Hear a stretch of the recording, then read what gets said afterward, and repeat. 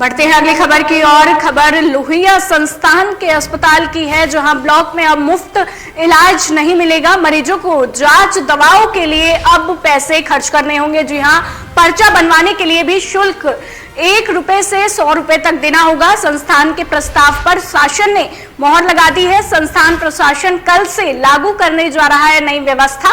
रोजाना करीब 3000 मरीज आते हैं ओपीडी में। इसी खबर पर ज्यादा जानकारी के साथ संजीव स्टेट हेड हमारे साथ जुड़ गए हैं। संजीव, एक बहुत बड़ी खबर सामने आई है, लोहिया अस्पताल के में अब मुफ्त इलाज नहीं मिलेगा, क्या कुछ जानकारी है आपके पास?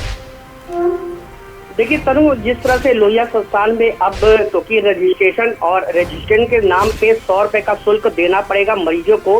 अभी तक जो निःशुल्क की प्रक्रिया थी, 1 रुपए का पर्चा बनता था और इलाज हो जाता था मरीजों का। लेकिन इसको लेकर के संस्थान के जो निदेशक है, उन्होंने जो है शासन को एक पत्र भी लिखा था कि जैसे क्या है पीजीआई की बात की जाए, वहाँ पे रजिस्ट्रेशन शुल्क के नाम पे 350 तक जो है शुल्क लिया जाता था। लेकिन अब लोहिया संस्थान में भी अब मरीजों के इलाज के लिए 100 रुपए का शुल्क 100 रुपए जमा करने होंगे, उसके बाद उनका इलाज हो पाएगा। क्योंकि मरीजों की संख्या लगातार लोहिया संस्थान में बढ़ती रहती है।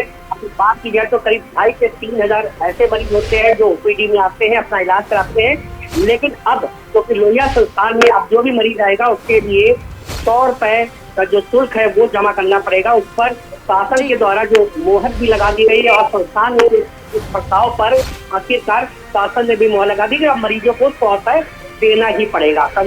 जी, साथ ही में संजीव, मैं आपसे जानना चाहूंगी कि 3000 के करीब ओपीडी में रोजाना मरीज आते हैं, तो ऐसे में अब जो ये बदलाव हुआ है, इसको लेकर अगर आपकी वहां पर बात हुई हो मरीजों से, तो उनका क्या कुछ कहना है?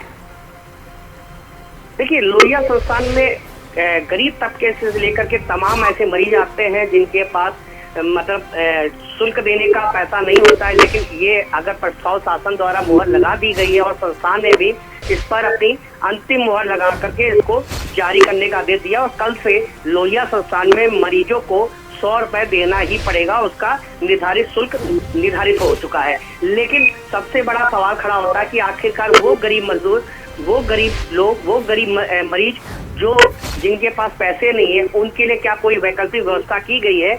ये आने वाला समय बताएगा कि उन मरीजों को लेकर के चाहे लोहिया संस्थान या चिकित्सीय विभाग किस तरह के इंतजाम करता है, वो देखने को मिलेगा तनु।